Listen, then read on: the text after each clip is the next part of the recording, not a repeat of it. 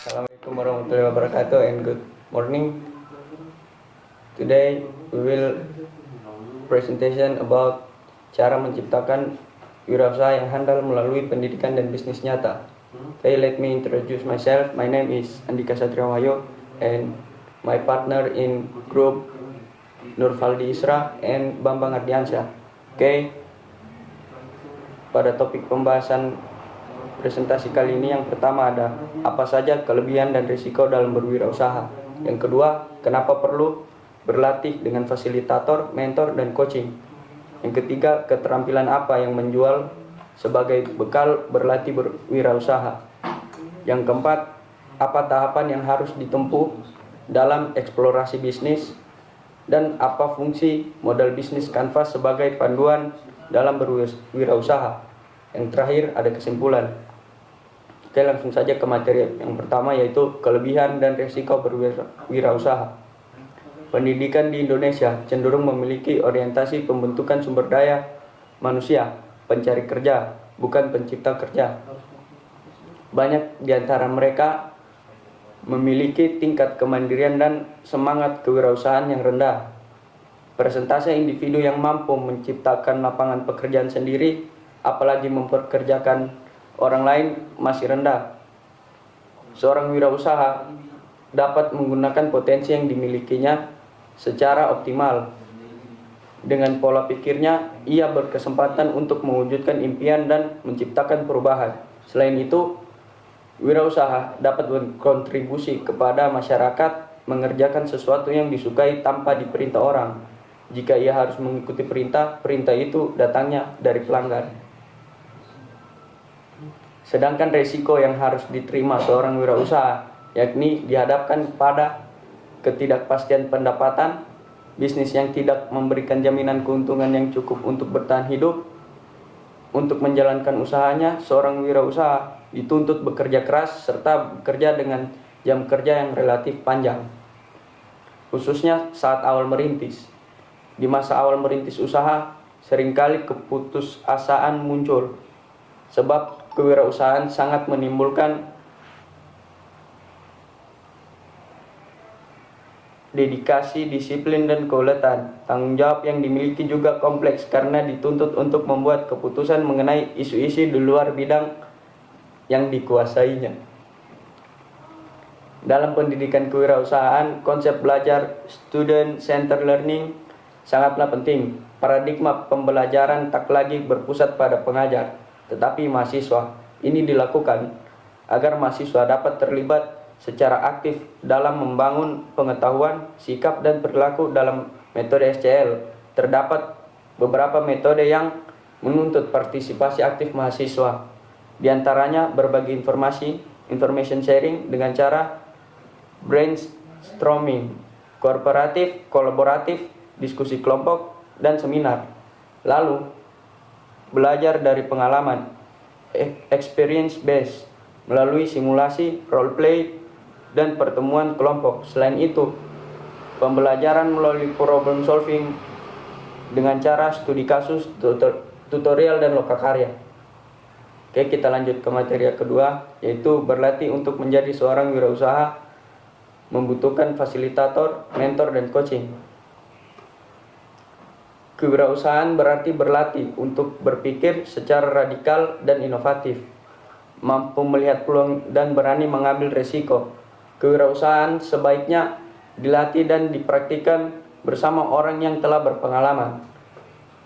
Hal ini dilatih diantaranya melihat peluang bisnis, mengamati apa yang menjadi masalah orang, dan menemukan solusinya. Latihan kewirausahaan akan membantu memunculkan insting untuk mengetahui sebenarnya kebutuhan orang dan bagaimana solusinya. Banyak orang berlatih wirausaha dari modal dan produk, padahal tidak semua yang dapat diproduksi bisa dijual. Jika merupakan hal yang keliru itu,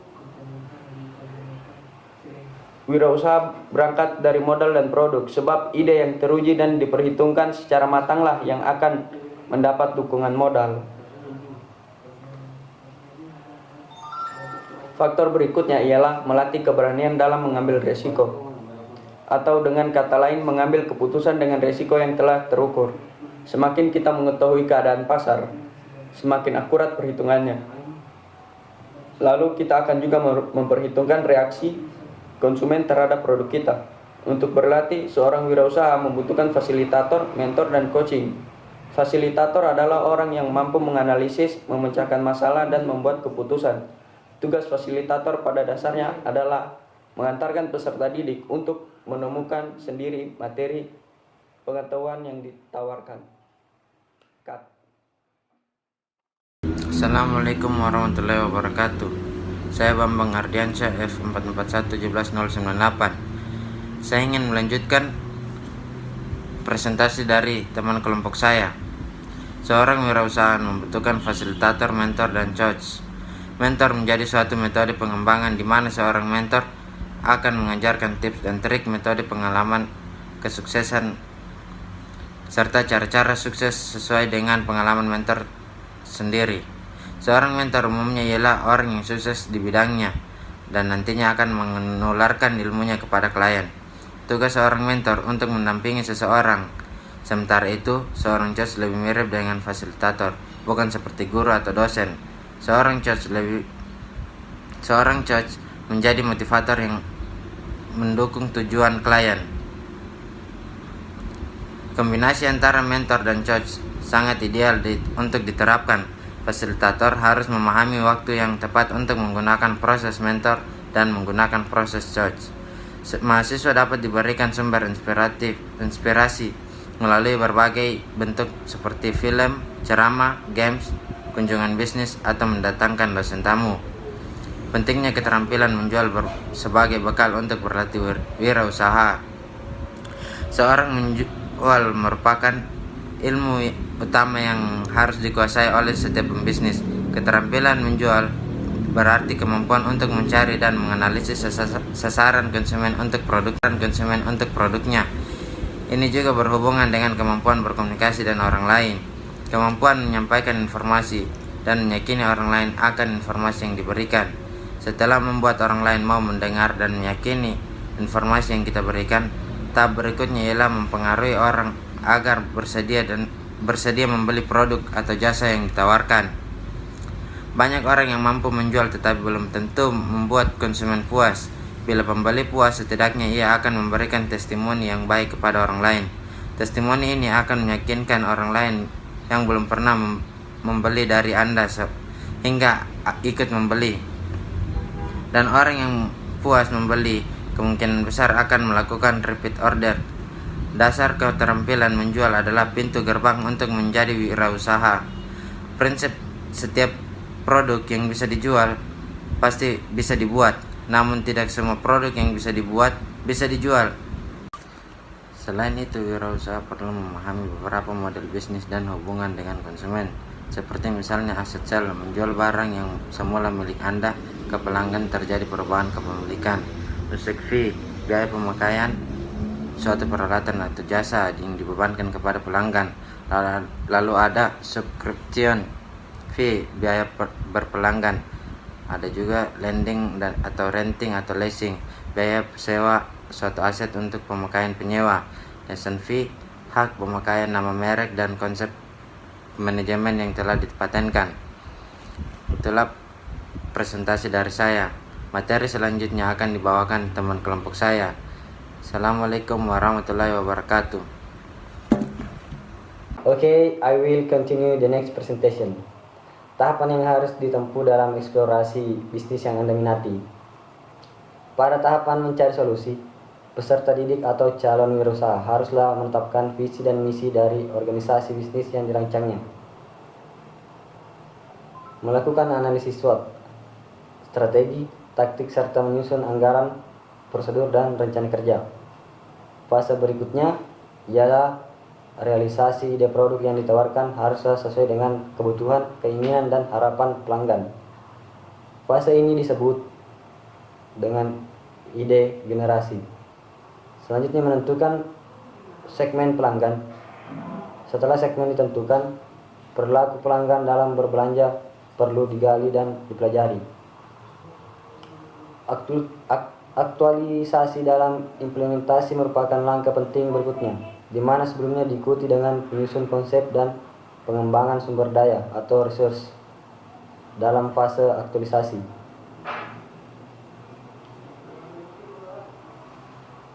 Selanjutnya, menyusun model bisnis kanvas sebagai panduan dalam berwirausaha. Business model kanvas atau BMC atau model bisnis kanvas merupakan rencana bisnis yang formatnya dirancang secara inovatif. BMC ini diperkenalkan oleh Alexander Osterwalder, meliputi 9 blok yang masing-masing berisi elemen esensial untuk merencanakan perintisan ataupun pengembangan bisnis. BMC banyak digunakan dalam menyusun bisnis, baik yang masih baru maupun yang sudah berjalan. Bentuknya visual atau terstruktur, mudah dimengerti, singkat, padat, serta mudah diperbaiki dan dibagikan. Selanjutnya, menyusun model bisnis kanvas sebagai panduan dalam berwirausaha. 9 building block atau elemen dasar dalam mendesain BMC meliputi segmen pelanggan, proposisi nilai, saluran, relasi pelanggan, arus pendapatan, aktivitas kunci, sumber daya kunci, kemitraan kunci, dan struktur biaya. Segmen pelanggan dapat dibagi ke dalam niche market atau ceruk pasar, mass market atau segmented market, diversified market, dan multi-site platforms. Seorang wirausaha juga harus memperhatikan tren kunci seperti tren teknologi, tren regulasi, tren sosial dan budaya, serta tren sosioekonomi. Kekuatan industri baik dari pesaing baru, produk dan jasa pengganti, termasuk dan pemain rantai nilai-nilainya serta pemangku kepentingan. As for the concerns of our presentation, namely kesimpulan. Yang pertama, pendidikan entrepreneurship semakin menjadi perhatian dari lembaga-lembaga pendidikan tinggi di Indonesia. Yang kedua, pendidikan kewirausahaan tidak hanya mengandalkan teori dan konsep, tapi juga praktik bisnis nyata. Yang ketiga, metode pendidikan yang dapat mendorong peserta didik menjadi peserta bisnis adalah experiential based learning. Yang keempat, keterampilan menjual menjadi pintu gerbang usaha untuk menjadi wirausaha. Yang kelima, entrepreneur membutuhkan model bisnis kanvas atau BMC. Okay guys, thank you for watching the video presentation from our group. Sudah.